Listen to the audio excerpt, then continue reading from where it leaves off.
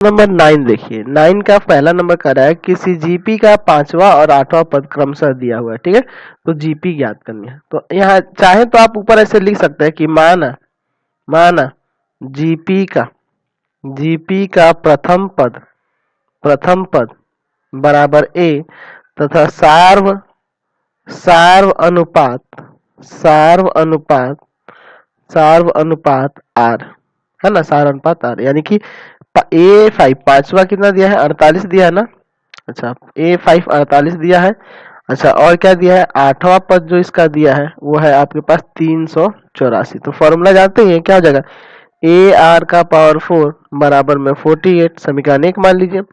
ये हो जाएगा AR का पावर 7, एक कम कर देंगे ना, बराबर में 384। अब इसमें भाग कर देंगे तो कोई दिक्कत नहीं, आप समीकरण 1 में 2 से भाग करिए या 2 में 1 से भाग करिए, कोई फर्क नहीं पड़ रहा। तो यहाँ लिखते हैं समीकरण 2 में 1 से भाग देने पर, चलिए भाग दे सकते हैं ना इस तरह से, तो हो जाएगा AR का पावर 7 बटा में AR का पावर 4 बराबर में 384 और बटा में 48। चलिए यहाँ देखिए A से A कट जाएगा, यहाँ पावर घटेगा ना, तो R का पावर कितना हो जाएगा, यहाँ पे 3 हो जाएगा। और इधर ये काटिए तो कितना बार में कट जाएगा, 8 बार में पूरा कट जाएगा, ये काट दीजिए 8। चलिए यानी कि 8 हुआ यहाँ आया, तो ये कितना का क्यूब होता है, 2 का क्यूब होता है ना।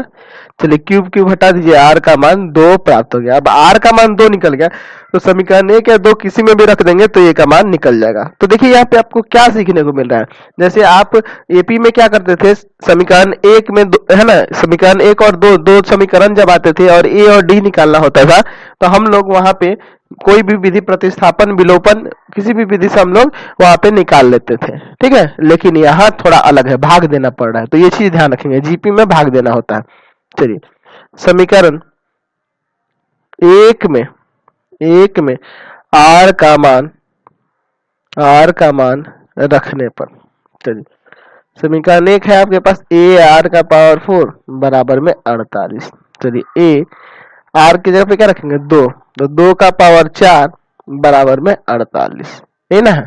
चलिए तो ये 2 का पावर 4 कितना आ जाएगा, तो 2 का पावर 4 हो जाएगा 16 ना।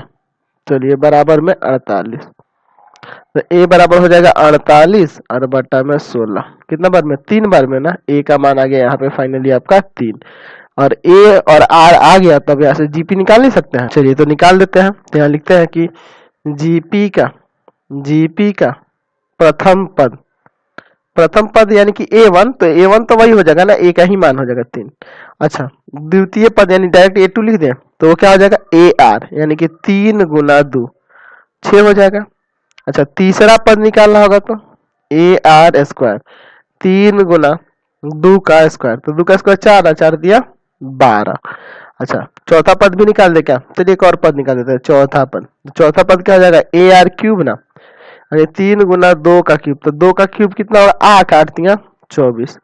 इसलिए हमारी जो जीपी होगी वो जीपी क्या हो जाएगी, 3, 6, 12, 24। समझ गए, ये आपका आंसर आ जाएगा। चलिए